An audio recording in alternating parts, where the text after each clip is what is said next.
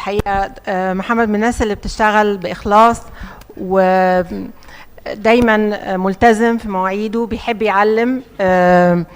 متوقع ان يكون ان شاء الله الكيس.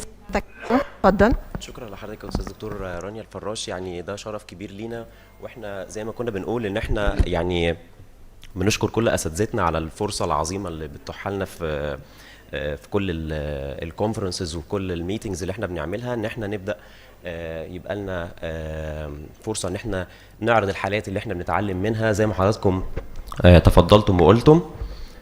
احنا هنعرض يعني طبعا انا اقول بشكر حضراتكم جميعا على الحضور، وبشكر اساتذتي، وبشكر يعني بصفه خاصه دكتور بيتر طبعا اللي ساعدني كتير في البرزنتيشن النهارده. احنا هنقول توك يعني precise with two home messages واضحين. Our patient was delivered at 36 weeks as a female neonate delivered by cesarean section with birth weight 2.8. There was no antenatal significant history except for at the 32 weeks of gestation. The baby was diagnosed as complete heart block. Fetal echo showed that the atrial rate was 140 to 160 per minute, with ventricular rate 55 per minute, with no structural abnormalities. Etiology for heart block in neonate involved autoimmune antibodies or structural heart abnormalities causing displacement or destruction of AV node, or idiopathic familial congenital heart block. So the mother was referred and was investigated for autoimmune antibodies and was diagnosed as systemic lupus patient. At delivery room, after resuscitation and initial monitoring and confirmation of the diagnosis, umbilical vein catheterization was done, and through the umbilical vein a temporary pacemaker was placed and kept patient heart rate at 100 to 120 per minute per the pacemaker basing. Then patient was admitted to our NICU at hour 6 of life, was planned to replace the temporary pacemaker with a permanent one when the patient is stable and fit for replacement. After stabilization and treatment of sepsis, patient was planned for cardiac catheterization for permanent pacemaker at the age of 3 weeks. Failed gaining of vascular access aborted our plan to insert a permanent pacemaker. So at this stage we have a question: what about the patient own basing, inner basing for this patient? We stopped the pacemaker. Patient heart rate at this stage was about 70 plus or minus 5, between 65 to 71, 72 at this range. So the plan at this stage was to wait and see. Wait for what? We were watching for the patient's hemodynamic. What about his cardiac function? What about his perfusion, serum lactate, ABG, urine output, tissue perfusion, and so on. At this stage, the patient was hemodynamically stable.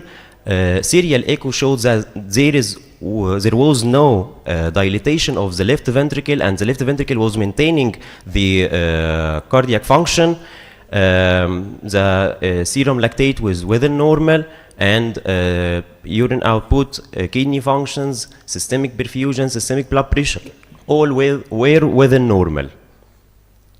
So at this stage, the patient was the temporary pacemaker was removed, and the patient was discharged as a plan to insert another one surgically at later on in life. So congenital heart disease has certain indication for insertion and in introduction of a pacemaker, which included symptomatic patient with low cardiac output, asymptomatic adults with congenital complete heart block, infant with normal anatomy and ventricular rate less than 55 beats per minute, infant with other structural congenital heart diseases and ventricular rate less than 70 beats per minute, children beyond the first year of life with an average heart rate less than 50 beats per minute. So should we have to wait and see? Yes, we should have to wait and see for the patient cardiac condition, contractility, and tissue perfusion. So we are not in hurry to insert a pacemaker, whether it's permanent or temporary, as long as the patient is maintaining his vitals, maintaining his tissue perfusion, maintaining his serum lactate, and the important thing is gaining weight adequately. As we know, this was the first home message we always highlight.